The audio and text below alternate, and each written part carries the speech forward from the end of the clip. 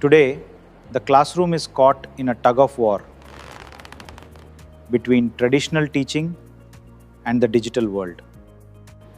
Traditional teaching gives us structure, discipline, and expertise, but engagement can become difficult when students remain passive.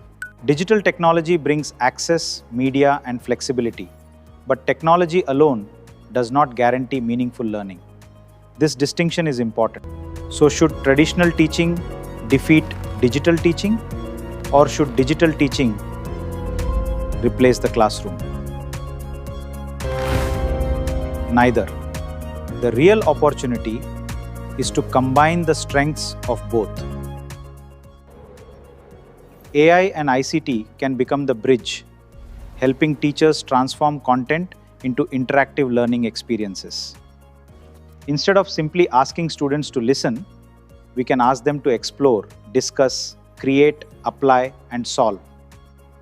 AI does not replace the teacher. It empowers the teacher to design richer, more active learning experiences. The goal is not to choose a side. The goal is to make them work together. When technology serves pedagogy and AI amplifies good teaching, the classroom moves from engagement crisis to meaningful learning.